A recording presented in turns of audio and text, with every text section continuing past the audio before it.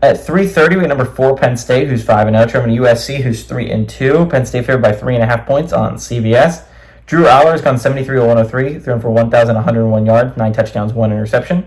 Nicholas Singleton has had 53 carries for 408 yards and 3 touchdowns. And Tyler Warren had 23 catches for 289 yards and 3 touchdowns. Miller Moss has gone 129 of 200, thrown for 1,398 yards, 9 touchdowns, 4 interceptions. Woody Marks had 81 carries for 468 yards and 4 touchdowns. And Jacoby Lane has had 21 catches for 234 yards and 4 touchdowns. USC is 6-4 against Penn State all time. Last 3 games have gone to USC from 2000 to 2017. And Penn State is 0-3 when going to USC. I think everyone remembers the last time these two teams played. They played in an absolute classic Rose Bowl where USC had a pretty tremendous comeback to beat Penn State in the Rose Bowl and kind of put a little bit of a damper on a really good season for Penn State where they won a Big Ten championship with Saquon Barkley and Trace McSorley and a lot of really other really good players for Penn State. If you don't remember, USC, Sam Darnold was the quarterback for that, who's having a tremendous year in the NFL.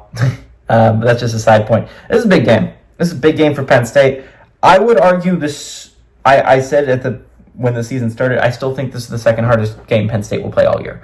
No offense to Illinois. I understand Illinois is a tremendous football team. I think USC does a lot of things that could give Penn State some trouble. And while Illinois is a good football team, they don't exactly have the offense that I think to give Penn State possible trouble. I think USC has an offense that could give Penn State some trouble. I think where Penn State has struggled in the past is against elite passers and elite offenses, right? And that has been Penn State's problem for a little bit now, is they just didn't have the offense to compete with the likes of a Michigan offense with like J.J. McCarthy and Blake Corum and, all those pieces. Or Ohio State for the past couple of years with C.J. Stroud and Justin Fields. They just didn't have the offense to compete with that level of offense.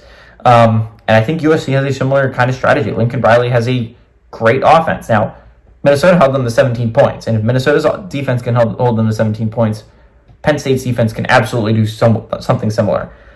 On the other side of things, though, Penn State's a good football team. I'm not going to trash talk Penn State. I love Penn State.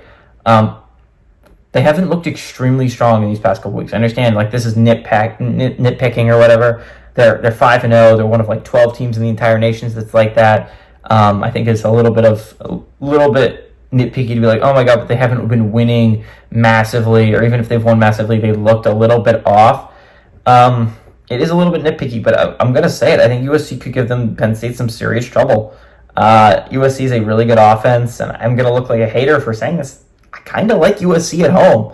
They're coming off a rough loss against Minnesota. Good teams don't typically lose 2 in a row, even if it's against a really good Penn State team. I understand USC doesn't have a tremendous home field advantage typically, but this is a good USC offense. I think that could give Penn State some trouble. I think Penn State honestly gets handed their first loss of the year. Give me the Trojans to win and pull off the upset at home.